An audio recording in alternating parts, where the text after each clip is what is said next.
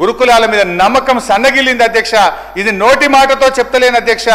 మా ప్రభుత్వం ఉన్నప్పుడు గురుకులాలకు సీట్ల కోసం పోటీ పరీక్ష రాసే పిల్లల సంఖ్య 1,20,000 ఉంటే ఈ సంవత్సరం ఈ ప్రభుత్వ హయాంలో 74,000కు పడిపోయింది.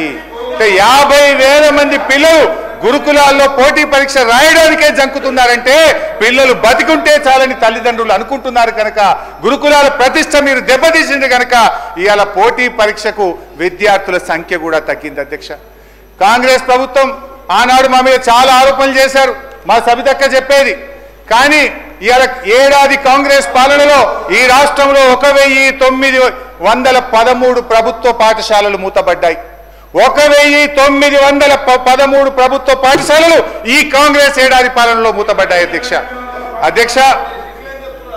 అధ్యక్ష. ఇవాళ ఎన్నికల ముందు ఆ రోజు 25,000 పోస్టులతో మెగా డిఎస్సి అన్నారు. కానీ 25,000 రాలే అధ్యక్ష. 5,000 పెంచి మెగా డిఎస్సిని దగా డిఎస్సి చేసింది అధ్యక్ష.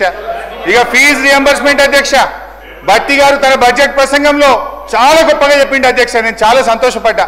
ఈ ఫీజు రియంబర్స్మెంట్ తెచ్చింది కాంగ్రెస్ పార్టీ. ఈ ఫీజు రియంబర్స్మెంట్ గత బీఆర్ఎస్ ప్రభుత్వం సరిగ్గా నిధులు విడుదల చేయలేదు.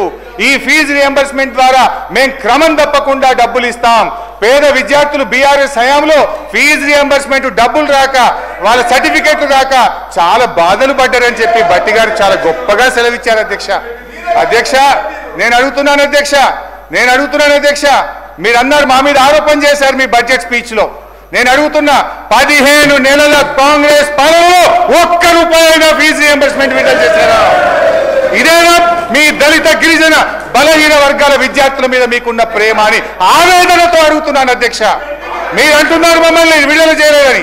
అధ్యక్ష, 2 సంవత్సరాలు కరోనా ఉన్నా, దేశంలో పెద్ద నోట్ల రద్దు ఆర్థిక మాంద్యం ఉన్నా 18,500 కోట్ల రూపాయలు ఫీజు రియంబర్స్మెంట్ కింద మేము విడుదల చేశాం. 18,500 కోట్లు వరుసగా ప్రతి సంవత్సరం ఫీజు రియంబర్స్మెంట్ విడుదల చేశాం. మీ మాటలు ఘనం, చేతలు శూన్యం. 15 నెలల కాంగ్రెస్ పాలనలో ₹1 ఫీజు రియంబర్స్మెంట్ విడుదల చేయకపోవడం ఇది చాలా చాలా బాధాకరం అధ్యక్ష. విదేశీ విద్య విషయంలో కూడా అధ్యక్ష, కేసీఆర్ గారు ఈ దేశంలో ఎక్కడ లేని విధంగా అప్పు లేదు అధ్యక్ష. దళిత గిరిజన బలహీన వర్గాల పిల్లలు, మైనార్టీల పిల్లలు ఇలా డబ్బులున్నోళ్ళ పిల్లల్లాగా అమెరికాలో యూరోప్ లో చదువుకోవాలని 20 లక్షలు గ్రాంట్ గా ఇచ్చి 6,000 మంది పిల్లలను 1,000 కోట్ల రూపాయల నిధులు ఇచ్చి చదివించారు అధ్యక్ష. కానీ ప్రభుత్వం వచ్చిన తర్వాత ఇవాళ సెకండ్ ఇయర్ ఫీజు కట్టలేక పిల్లలు చాలా ఆందోళన చెందుతున్నారు. ఆ ఫీజు రాక